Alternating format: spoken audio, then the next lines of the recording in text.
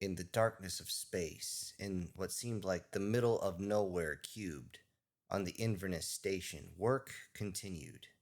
In fact, the work never stopped. The station is a hub for distribution. Goods from every single corner of the known galaxy are brought in, sorted, and shipped out to individual planets, colonies, stations, ships, even fleets are getting part of this. It is so important to everyone that is considered a neutral zone. No one is allowed to even bring warships even close to it within a single light year. If this means that your entire battle fleet has to go around, then they go around. Because if you take out this station, you're going to have every single species climbing up whatever orifice you might be using. The station itself is almost fully automated, although set up specifically for cubed containers. Only a few goods need to be moved by individuals from one area to another, but this is actually rare. This actually also allows it to be extremely efficient. However, because it is so important, security is also incredibly tight. Even though this is considered a non negotiable, non invadable, non touchable station, the Bristro, who actually own this station, take pride in the station itself. They take pride in the fact that they can keep security protocols because they themselves have Death World status, and they can assure that crime, especially piracy, is at a true minimum. Though it is noted that you can never stop all of it, it's noted that the bistro can be very, very aggressive. The bistro are quite large creatures compared to most. Though a matriarchal society, no one dares to face them down, thinking they might be the weaker of the two. Standing over 2 meters tall, with very dense musculature that is easily seen under surprisingly smooth green skin, the bistro are an impressive species, especially when you can tell that they want to show off. They do this by wearing very little clothing so they can demonstrate their physicality, and they still come walking around with standard pulse impact weapons. Seeing this big behemoth of a broad come in with one of those, worrying that what's going to strike you first? Their fist or this device? One strike from the device is actually enough to remove most species from living to dead from the impact. It would simply hit them and cause the internals to scramble inside. Combine that with the very aggressive nature of the bistro, and you had the perfect mix to keep things calm, keep things safe, and keep the people they don't want out of the station. A rare species to see in this area of the world is another Death Worlder, a Death Worlder called human. They always arrive in massive cargo vessels. Their goods are, needless to say, more than desired. Reason being is much, if not everything that they trade with, can only be created on Earth, such as such a small bottle of what they call honey. It's very sought after, as it sends most females of any and all species into heat and the males into an uncontrollable rut. Needless to say, this one jar is enough to be considered a controlled substance in most cases. This may be the most desired substance that they sell, which is always shipped in very tough containers. Containers that would actually take almost battleship cannons to break into. Other things that aren't nearly sealed as hard is a food source that is called earth worms. Avian species around the galaxy pay an extremely high amount of coin for such a delicacy. It's also why they pay a lot to vacation on Earth. It should be noted that the high price is the fact that only humans can travel to Earth. Only their ships can get in and out of the absolute death zone that their planet lives in. Most species would look at this and go, I wouldn't even consider it. Yet those that travel to Earth, well, sometimes just don't want to leave. For the ones that actually guard the station, the bistro, They are only after human protein sources.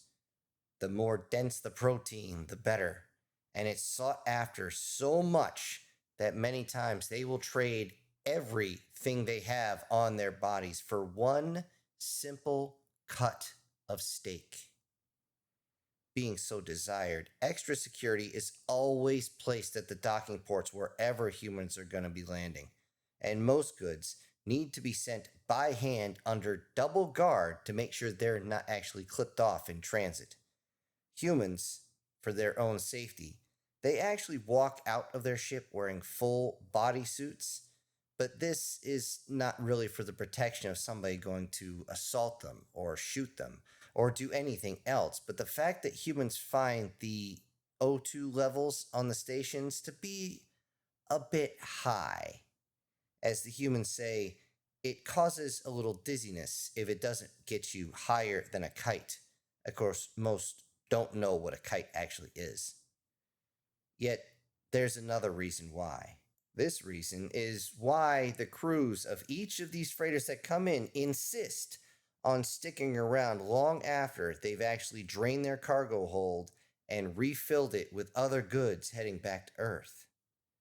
This is where things get very, very interesting on the station. At first, when humans actually showed up, no one noticed the aroma of humans that they gave off, as everything was mixed together with all their goods.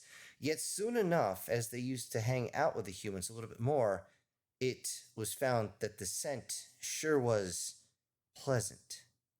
So much so that there were incidences. No one understood this. No one figured out why until they simply asked the humans. And the humans replied how they excrete much of their waste through their tiny little holes called pores in their epidermal tissue.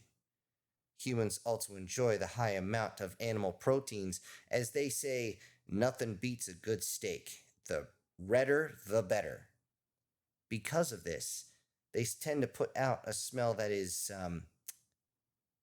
well, let's just say it draws those in. The resulting aroma, especially mixed with things like real ginger, garlic, oregano, even black pepper. Once it's digested and goes through the human systems, it makes the smell delicious. Because of this, after a few of the bistro get slightly intoxicated, they might actually lose control and realize that humans don't want you actually climbing on them. Yet, every once in a while, a human will be walking around and one will just reach out and the occasional lick on the shoulder, which is usually followed by an invitation for them to go somewhere else with the human. There's also when one of those bistros walks up and sees one of the human females in particular. And since the inside of the station is relatively warm by human standards, if you wanted to go by what they go Fahrenheit, it's roughly about 90 to 95 degrees everywhere, which makes the humans perspire, which actually makes them smell more, which means this draws them in. And since many of the humans try to perspire to cool off wearing less and less clothing, it's normal for a human female to be sitting next to a bistro and the bistro to begin to unconsciously start licking on their shoulder, their arm, their hand, even their neck. And usually you would hear the human turn and say, "Hold on, let's go somewhere else because I got something else you can lick." This has led to incidents back on the bistro homeworld, of course, yet no one seems to mind too much, as the humans will simply have some fun and leave. No harm, no foul, as they say. However, nobody understands why they would want to harm a fowl. It is confusing, as they have other avian species. Why are they going to harm them? It's a confusing phrase, but most of the strange things humans do are strange to them.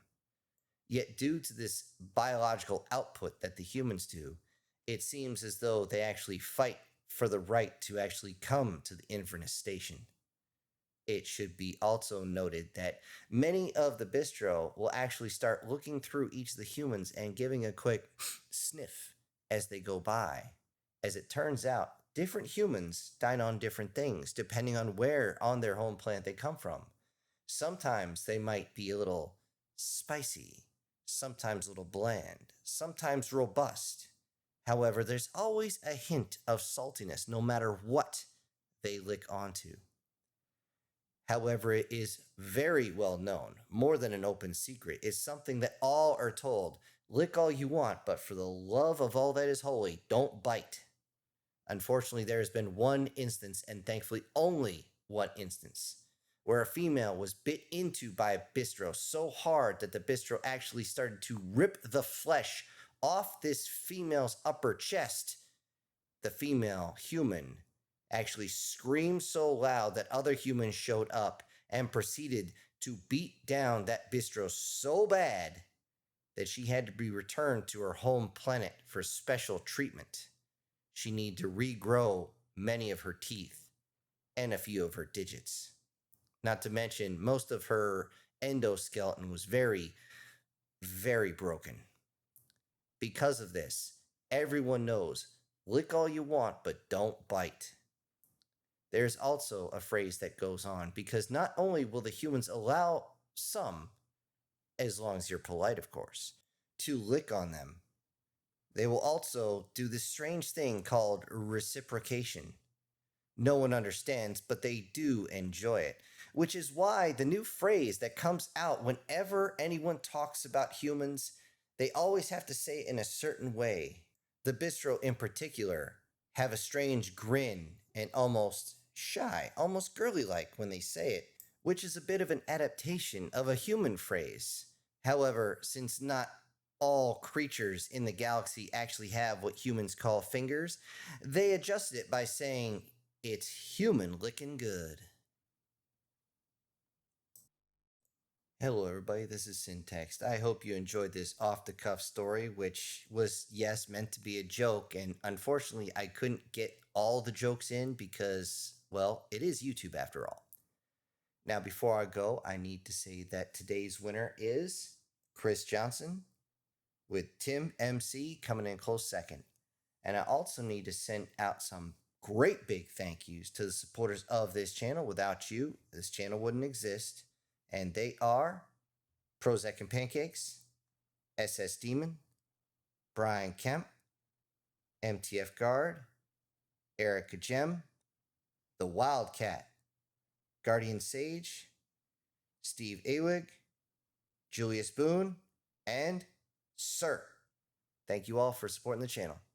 Everybody else, I'll see you on the next one. This is Syntext, punching out.